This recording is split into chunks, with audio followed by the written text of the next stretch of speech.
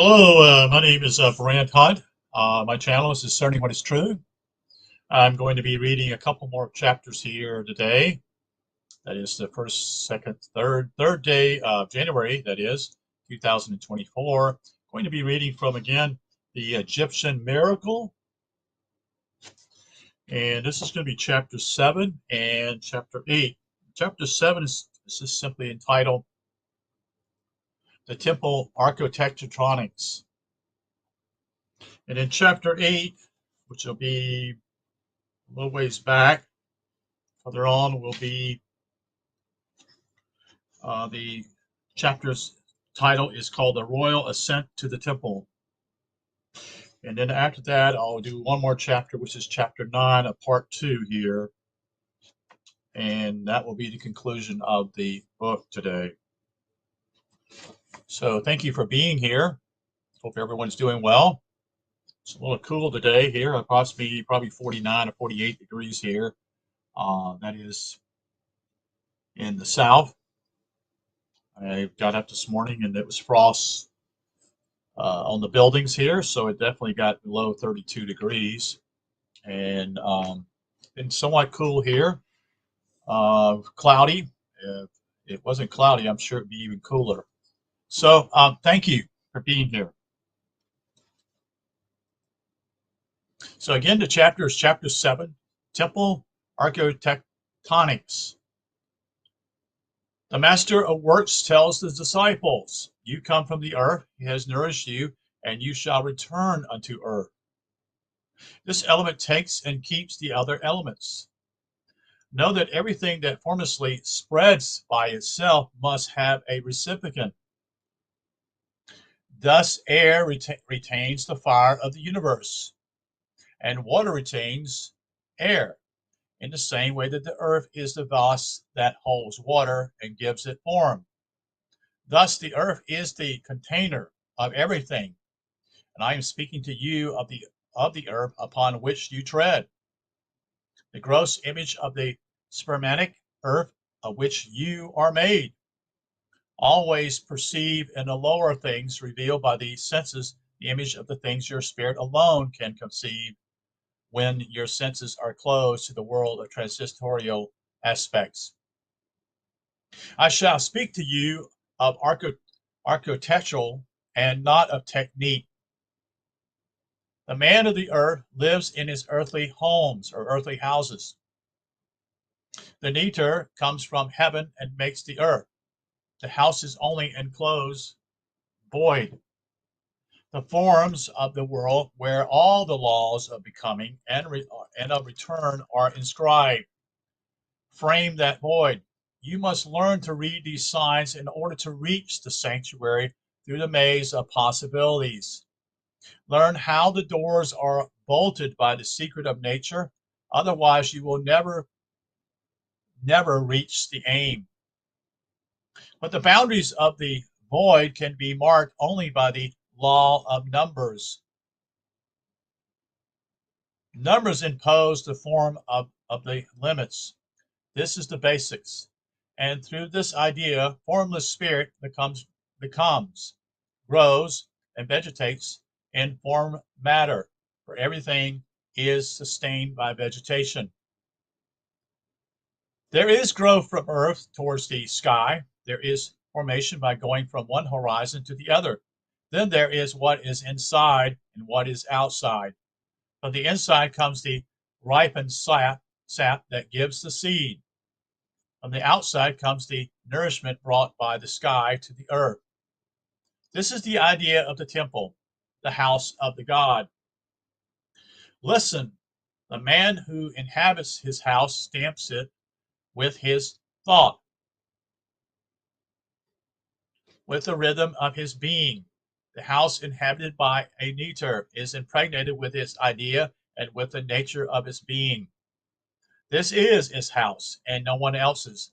Do not look for what cannot be found there, but the all contributes to the definition of this neter. For it is in self and yet inseparable from the all.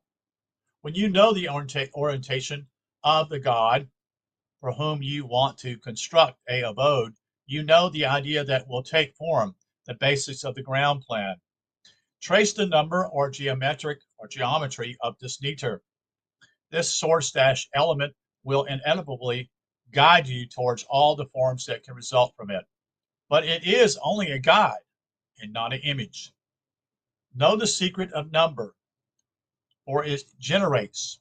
It is a seed that bears a fruit of its species. Mark off on the ground of the temple the plan of this inevitability for those who will come after you when the time arrives to fold back this abode. In order to construct a new one on the foundation, every new form is made of the death of the preceding one. Heaven is a sphere on which becoming rides. The neither comes from the heavens, come to inhabit earth, it must take form with the heavens like a plant. Next, arrange the enclosure upon number in the way they must be disposed in the living organisms of this neter, accordingly to its becoming. Thus you will bring geometry alive. Time is growth and becoming.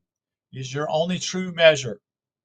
Every neter has its time, like every seed that gives fruit.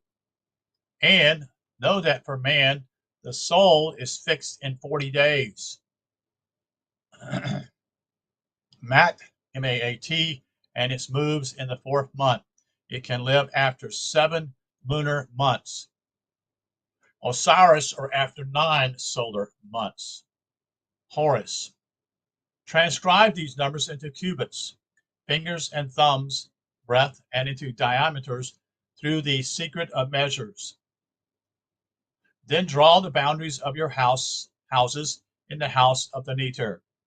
In this way, the indestructible idea will take from within transcendent matter. It will grow in its plane, and from that plane, it will vegetate towards the heavens. Close and open the corolla according to the nature of the months of the neter gestation, from the entrance all the way to the naos. That's Naos. Chooses the stones in that spirit. Know that the work of your hands, if it conforms to the idea, will be creative and harmonious. Thus the indestructible temple will be built. What does it matter if stone and earth collapse? Idea is of the nature of neter and will unite in fusion with God. All of this is architecture. To know numbers. Know that oneness is triple in nature like the Word of God. Number in its entirety is founded on this trinity of point and on the triangle of surface. But the ternaric volume is constructed on the 4 columns of the elements, which are the essential qualities of things. Alone the Creator, who from nothing makes all, can proceed from point towards volume. You as a creature, however, must search for the point starting from the volume, for every perceptive thing is volume, is space, or spirit enclosed. The logic of your brain has no power over number. Number is the word of God, and it rules intelligence. Leave to the intelligence of the head the numerals by means of which things are counted, and search for number in the intelligence of your heart. Look at your hand. On the active internal surface appears the destiny of your incarnate soul. Do not confuse it with the back of the hand, where is inscribed the law that presides over becoming. On that side, the 3 phantoms of each finger indicates the proportion of the sacred number, the section of all harmony. Never prostitute this number, under penalty of forfeiting your power to act. Its secret. Meanwhile, it is well protected from the profane. Your hand has 4 fingers, the elements of Osiris, and 12 phantoms, Phalanges, the sights of heaven. The 5th finger directs the others. Just as spirit commands form, it is the fifth essence of things. The interior of your hand is active, but I will add the following. The second interior fanlets belong to the mem aman, the procreative millennial. Now you will be able to make hands speak.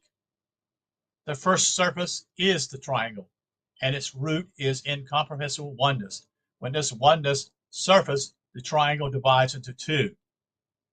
There is male and female, a couple procreating through the four elements. It is the square cut by the diagonal.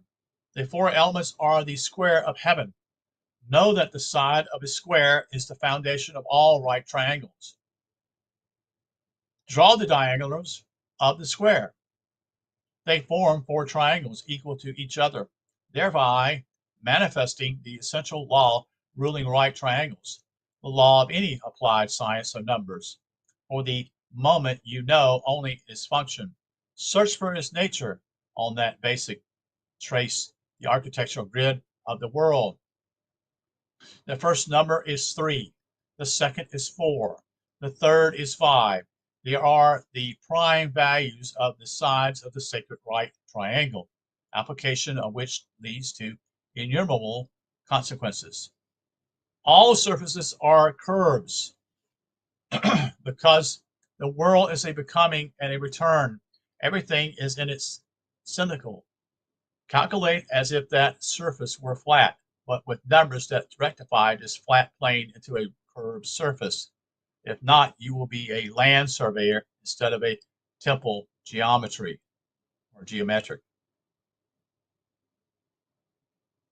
Trace the curve only for the firmament and for what pertains to Osiris, becoming and return. Our numbers are universal, and our measures are established to rectify the straight line into curves, planes into volume, length into the time, the heavens into man, Genesis into life. God is the model, for he is the master of everything in the all. Watch man grow when he is detached from his mother, for the living soul within him tends to form this body towards the perfection of proportions. Man is made in the image of heaven. Look at the imperfections of the body to know the faults that remain to be resolved, but know that he is the universe. That is why you shall take him as a model, as a reflection of God the Creator. The entire work of creation is in man. Place man here, he belongs in the temple. He is born and he shall die. Between these extremities, he lives. This life is the expression of consciousness. So I'm going to show you a piece here.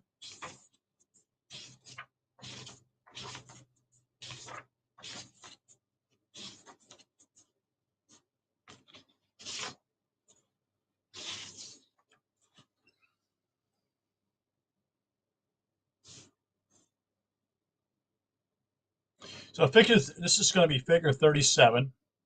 The aspect of Aman representing here is a Ka Mu Tho.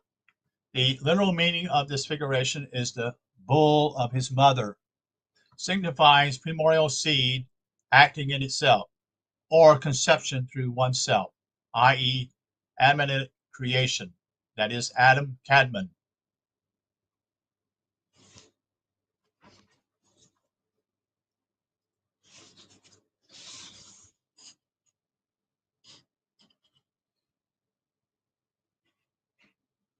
And you can see that the phallus is there representing for the male himself.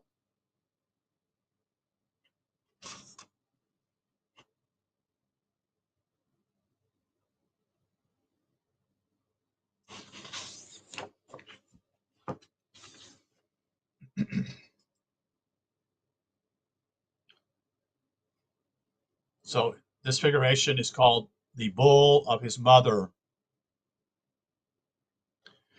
The heart beats the rhyme of time. The lungs breathe and bind intangibly substance in living to living matter. The orgasm,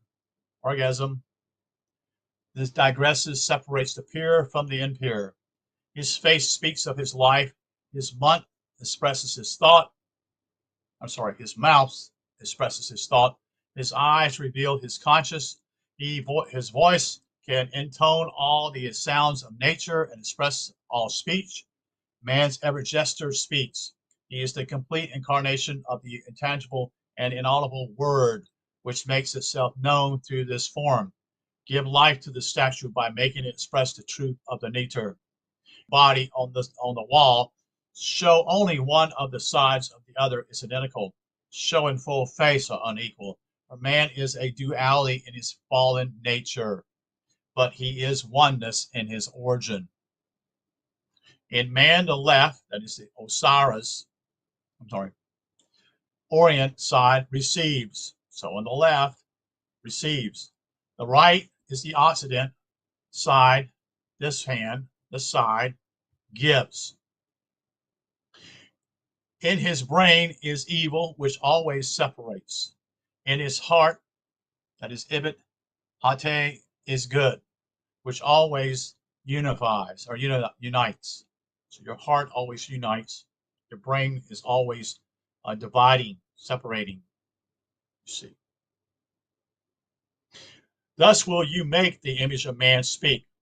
Watch the animals of the air, of water, and of earth. Each one expresses one of the aspects of the totality that is royal man.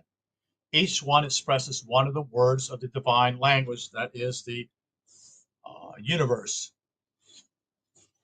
Make the animals, the plants, the colors speak. Make them tell you what they really are. Mind, you don't make them mouthpieces of what you yourself are thinking. Raise what is light. Lower what is heavy. Learn to know what makes the heavy rise and what makes the light fall. Giving is weight. Spirit is what is lightest, and the color, and the odor of the ether is what is heaviest. Just as the seed incarnates spirit and reduces it into body. Make the temple speak in this way. Then lay out the enclosure around the temple, the collar of fire to ward off the enemy of light, the life that wants eternity.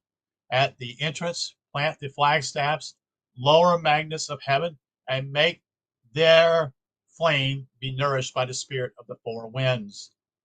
I have given you here the rudiments of a great science, so that you may learn to distinguish the builders of human abodes from the master architect of the temple, and may this guide you in what you must learn. The disciple, left alone, saw the companion of the master architect come towards him.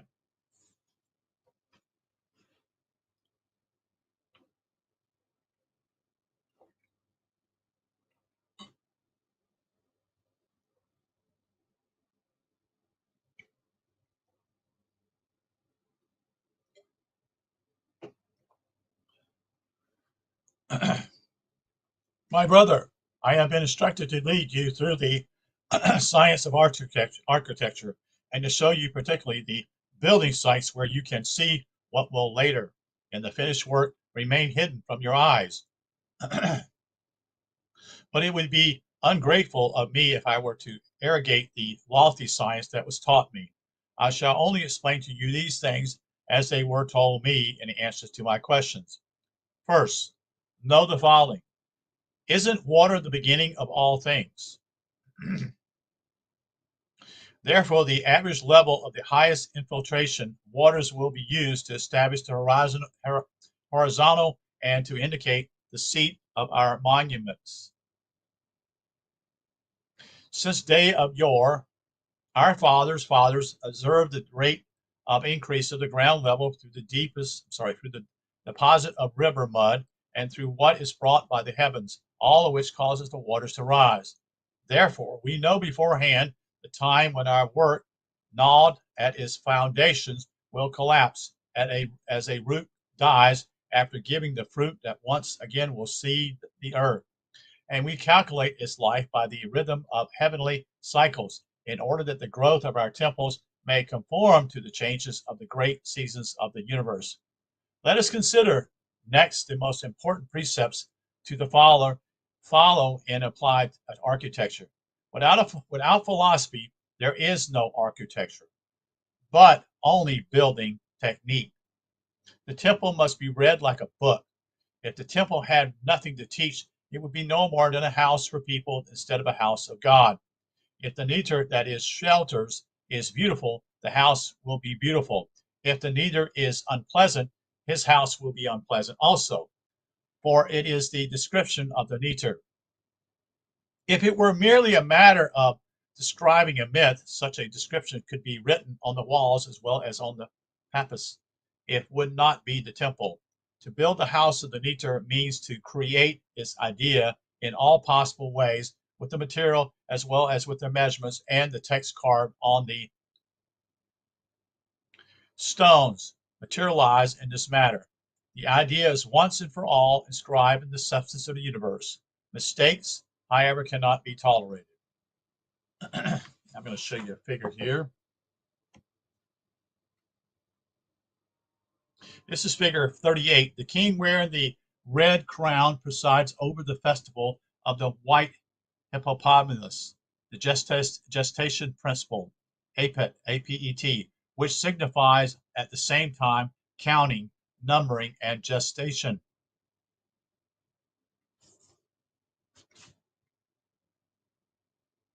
So again, this is going to be figure 38. I'm showing you here now.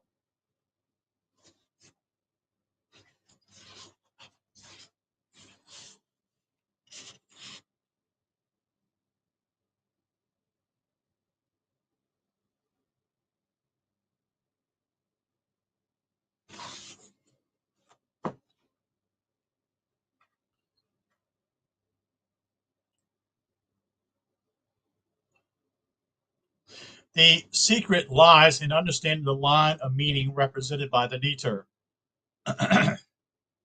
Now every neter is an aspect of the all, which is oneness among the great lineage. It must be looked upon as integrated into the one to which it belongs.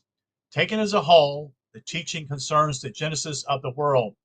To situate no more than one phase of it would make no more sense than to describe a part of the human body without connecting it to the entire body through a general function. Such is the first precept. What would be the use of this teaching were it not the key to a science that can be usefully applied to our life and even more so to a life beyond? We are concerned not with a mental gain, but with a sacred reality. It would be unforgivable fault were we to let our fancy for aesthetic reasons adorn a neter with attributes. Its image must be accurate without a trace of fiction, even through ignorance. This is the raison d'etre of a rigid canon that can be changed by no one unless he is the sage possessor of the inborn knowledge of time cycles and the secret of the writing. The teaching is given for those who live on earth, who come and return in order to search for the path that leads to the immortal. It is our world of duality, of birth and death, and of the rebirth in bodies. Everything in the world is double, and one of the two defines the other. Everything crosses. The weak defines the strong. Below measures above. And aversion summons sympathy. The fallen Scythian prince reigns here. He who by doing good creates evil, and doing evil evokes the good. This determines sequence is the architecture of the temple, and it is the second precept. So the figure I'm going to show you next is going to be figure 39. The king wearing the white crown presides over the erection of the MIN flagpole, supported by four thwarted stakes, climbed by 8 personages wearing on their heads a feather, a symbol of what rises. Okay, so let me show you that.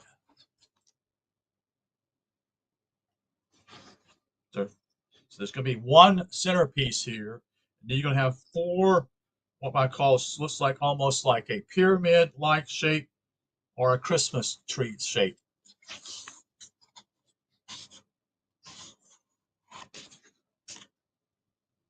Over here, I want to get it over here. So this is what I want to do right here. I'm getting all confused here.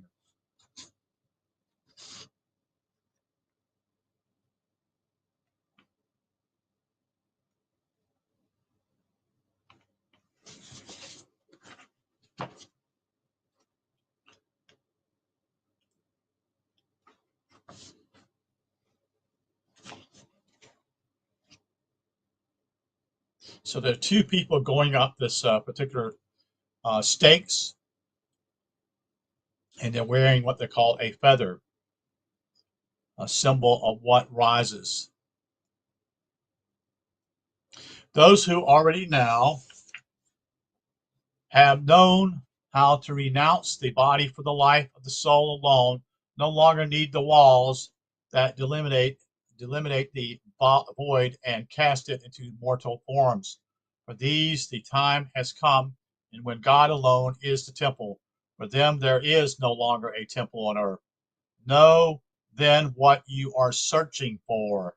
But if you can contemplate the temple, know that you are not contemplating the one and only Creator, but the teaching of this world, issued of the one and only. Therefore, conform your work to the aim that imposes it. In other words, be seeking what is true. You don't go after rotten things and things that are not true.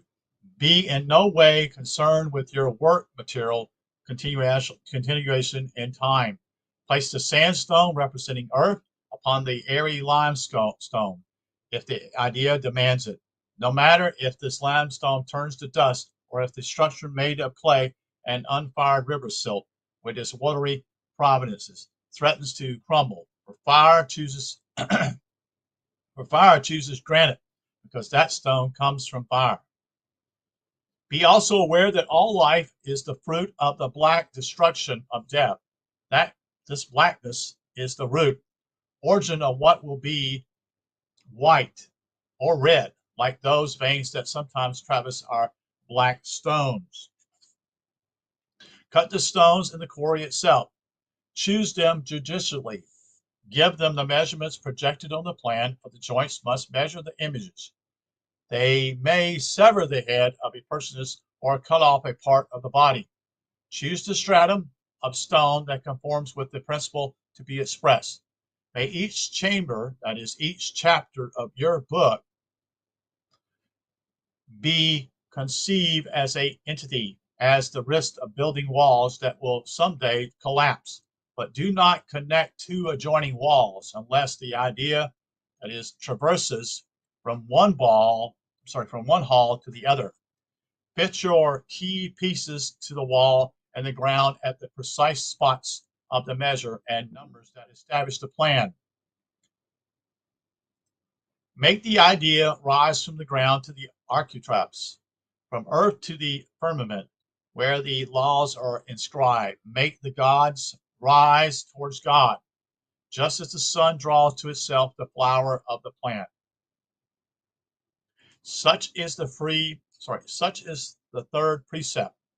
The number of scenes represented is limited by the general canon, but every scene is the background upon which, through measure and attributes, thousands of uses of thought come to inscribe themselves.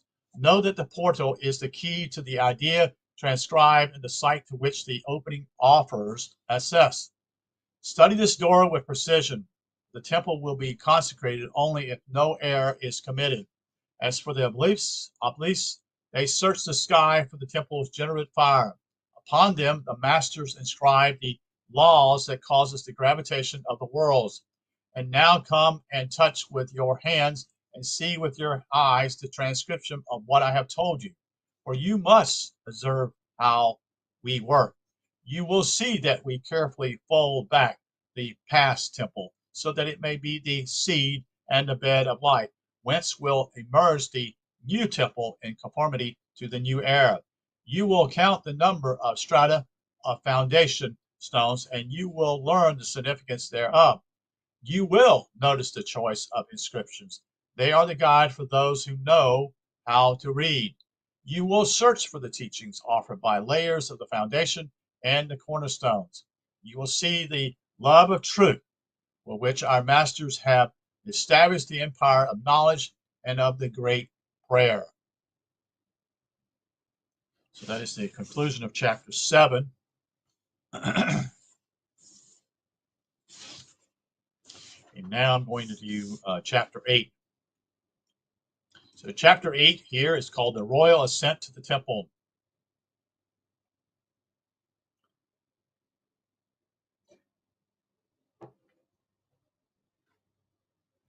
Wisdom belonging to all times and all places tells the king, after he is purified and baptized with the double waters of the world, and thereafter crowned tall and white, there, thou art myself. I have conducted thee through the universe that thou might become my temple, my self-same in the flesh. All the kingdoms of nature are within thee. Thou hast recognized function as the link between facts. Thou hast recognized how number and measures unite heaven to earth.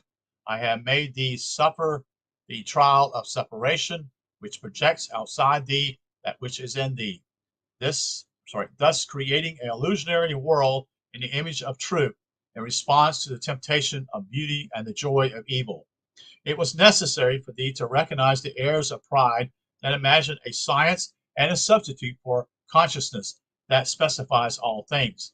Only then were thou able to recognize the universality of gesture, be it relationship of numbers, greed of living, gesture of offering, link between organs, or the call for spirit by the weakling whom nature rejects. The universe in which I and thee am God, am king in one, despite the diversity of places in the becoming of the unknowable, or as temple of flesh. Out of time and space, the word of action weaves the grid of the world map. The preponderance of the one of the origin is compensated by the preponderance of the other at the end, when spirit has become body. Thus, the unknowable one recognizes himself through the word, through his word, which is one of the three by means of which the two others weave themselves into substance, and the substance contracts into matter. The divine word within matter is the terranet that nurtures all that is. From the mountaintop, from which by a single gaze one contemplates everything at once. I have made thee descend into the obscurity of the bog of transformations, the wad, where the persisting seed turns into larva and then crystallizes in order to be reborn alive from the earth, crawling, swimming, or flying according to the elements. Thou hast known the infinite cycle preached by the inventors of their own law. Thou hast seen how they end, drowned in the waters of the Occident, in order to be reborn and to begin over again. In other words, reincarnate. Look at the little child biting his toes, unaware even of aversion. He doesn't yet know that he has fallen into earth. His parents will do their best to make him like this fall. Then the soles of his feet will leave the imprint of his passage down here below, very far down below indeed. The excrements of renewal will be repulsed to him. This child will no longer understand the unity of the world. Already purified in the womb of the spirited mother, thou, O king, hast entered this world unsalted through the portal that still unites Oriental and Occident, because it is the portal of the sanctuary, that seasonless garden. Yet how couldst thou depart this world again without suffering? the suffering of having lived it through contemplation of it. Here art thou in the white crown become male among the men of the end of the earth, virgin male, having resorted to female in thyself, in order to return to thy origin within myself, before I become thee, but enriched by the consciousness of all. Thou must now liberate thyself of the flesh of what is human in man. It is the terrible and opportune death whose resurrection is immortality. Faced with the fact of this glorious death, people are at variance. Some do not understand it. Others litigate it, yet others rejoice in it. Those who do not understand are unaware of the supernatural character of the motive of motives.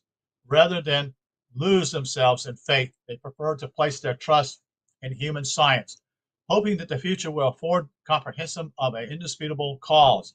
They like what they understand. They like their fall into earth.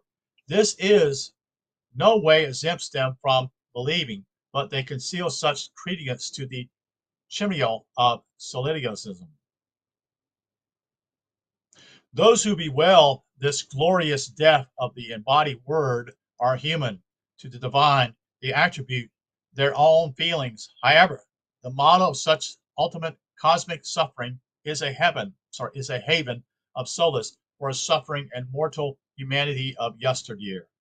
Those who rejoice are those of tomorrow. They understand the eternal presence of the constant corporification of the divine word, knowledge which is the most exalted science that can exist, the synthesis of all science. In all the languages of the earth's people, and in the guise of any one of the images of the one and only reality, mankind expresses the word embodiment into living matter. It is a fall of unity into duality. Infidelity of the archangels, so-called Satan and Lucifer, assuming two natures by falling, Adam against Eve, Abel and Cain, and in Pharaonic Egypt, Seth and Horus, two brothers of the same origins, the evil holding back the good, interpenetrated and hostile, they are destined to the same end, deliverance from terrestrial evil through the revolt of the good, and deliverance from the good and revolt through the constance of evil archangelical remembrance. This can be achieved only by femininity, Isis, within the female who has caused the fall. Isis is the space of what has volume, pertaining to spiritual substance on the one hand, and to body on the other. Spirit, the sacred bark that flows upon the waters, the void that separates above from below. Mat, M-A-A-T. This occurs when Isis, as tears in the eyes of Ra and in the manner of celestial dew, has whitened into germ the blackness of the root issue from the double nature seed. Now from black red, Seth, sterile life, the burning fire of the desert becomes neutral whiteness, pushes a perenniality, a emanating fire. This is the way in which symbol images describe what passes from supernatural to natural and it returns to a source rich with the consciousness of all possibilities. This occurs when the priest king, dressed in white and crowned with a white crown of glory, seated on the red throne, feet resting upon the terrestrial potency, which the which the 9 arrows are to lift towards the heavens, carried by servants dressed in linen and propelled by the wind of spirit, approaches the temple double door, sheathed in metal and still closed. In the temple, be it wearing the dark violet mantle, when kneeling and after calling out 3 times, he sees the doors burst open, separating Orient from Occident. But behold, the priest king, seated on his throne, invoking divine benediction, raises both hands towards the heavens like 2 obelisks, with their gold and silver clouded pyramidal Midians, inviting the breath of the four winds which make the flags flutter. A ray from the eye of Ra, reflected from the gold helmets, the kings of the earth, the vassals, the illuminates, the eyes of the King of Kings. The stricken cry of the silver trumpets emanates his body. The rushing of the sistrums, furnishing all the sounds of this world, forms his ear, and the rhymes of his heart beats on the skin of the kedrons. His appeal having been answered, the priest-king clasps his hands in a prayer of supplication. Then he pours his benediction onto the joyful human throng, whence arises a shout as from one single voice. Per Aliel, thou art life, health, and strength. That's the conclusion of chapter 8. So thank you for being here again today as I make my way through this particular book, The Egyptian Miracle. Thank you for your attention, and may you be blessed today. Thank you.